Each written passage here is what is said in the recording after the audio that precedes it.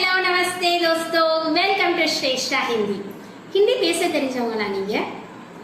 நம்ம பேசுற ஹிந்தி தவறில்லாம பேசுறோமா? அப்படி ஹிந்தியில நம்ம பேசுறதுல என்னென்ன தவறுகள் விடுறதுக்கு வாய்ப்பு இருக்கு அப்படின்றத பத்தி தான் இந்த வீடியோல நம்ம டீடைலா பார்க்க போறோம். அதுக்கு முன்னாடி இப்பதான் என்னோட சேனலை ஃபர்ஸ்ட் டைம் பார்க்குறீங்கன்னா சப்ஸ்கிரைப் பண்ணி பெல் ஐக்கானையும் கிளிக் பண்ணிக்கோங்க. அப்பதான் நம்ம போடுற வீடியோஸ் உங்களுக்கு நோட்டிபிகேஷன்ஸ்ல வரும். ஹிந்தி பேசுறதுல நம்ம விடுற முதல் தவறு என்னன்னு பாத்தீங்கன்னா உச்சரிப்பு. உச்சரிப்புல என்னங்க தவறு வரப்போகுது? கண்டிப்பா வருங்க. தமிழ்ல நம்முடைய எழுத்துக்களுக்கு ஒரே ஒரு சவுண்ட் தான், க க தான், ச ச தான்.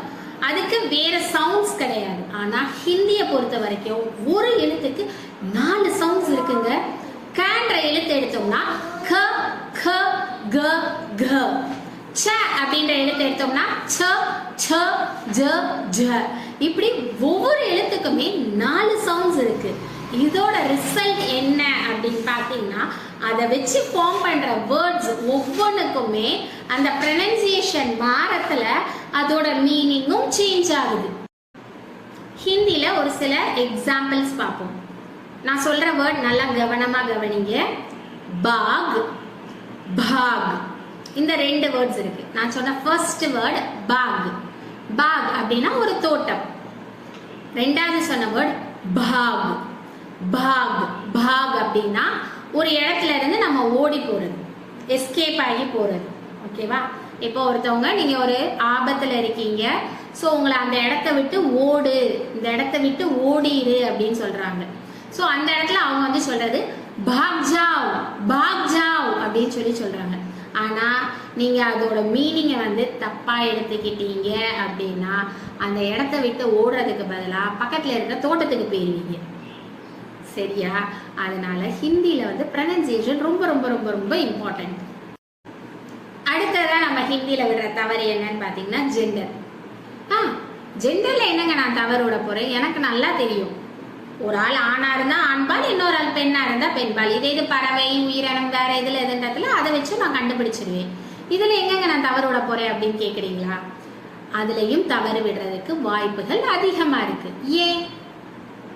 ஏன்னா ஹிந்தில ஒன்லி ஃபார் பர்சன்ஸ்க்கு வந்து ஜெண்டர் கிடையாது.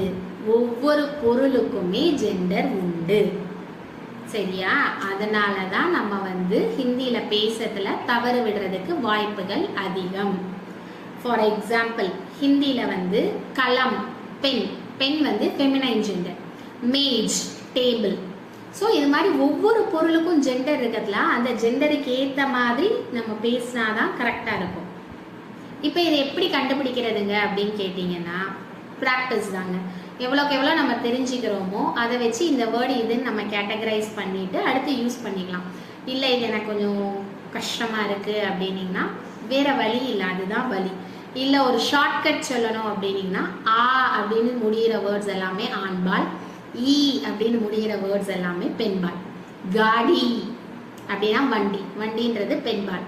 கிடுக்கி, ஜன்னல் பெண்பால். சரியா? ஆனா இதுலயுமே சில எக்ஸெப்ஷன்ஸ் இருக்கு. ஈல முடிகிற வேர்டு ஆண்பாலாவும் இருக்கிறதுக்கு வாய்ப்பு இருக்கு, ஆல முடிகிற வேர்டு பெண்பாலா முடிகிறதுக்கு வாய்ப்பு இருக்கு. அப்ப அந்த மாதிரி இடத்துல நான் என்னங்க பண்றது அப்படின்னு கேட்டீங்கன்னா, ஒரு சிம்பிள் ட்ரிக் இருக்கு. என்ன அப்படின்னு பாத்தீங்கன்னா, அந்த வேர்டை நீங்க சொல்லி பாருங்க. அதை வந்து யார் அதிகமா யூஸ் பண்ணுவாங்கன்னு உங்களுக்கு தோணுதோ அந்த ஜெண்டர் வச்சுக்கோங்க. அந்த இது வந்து இல்லை லேடிஸ் தான் நிறையா யூஸ் பண்ணுவாங்க அப்படின்னா ஃபெமினைன் ஜெண்டர், இல்லை மேல் தான் யூஸ் பண்ணுவாங்கன்னா மேஸ்குலின் ஜெண்டர். இல்லைங்க அப்படி இருந்தும் எனக்கு தெரியலங்க இது என்ன ஜெண்டர் அப்படின்னீங்கன்னா go on the safer side, let it be masculine gender. அது ஆண்பாலா வச்சுக்கோங்க. அடுத்து ஹிந்தி பேசுறதுல நம்ம விடுற தவறு என்னன்னு பார்த்தீங்கன்னா தும், ஆப். இந்த 2 வேர்ட்ஸை எங்கே யூஸ் பண்ணுறேன்னு தெரியாமல் கன்ஃபியூஸ் பண்ணிக்கிறோம்.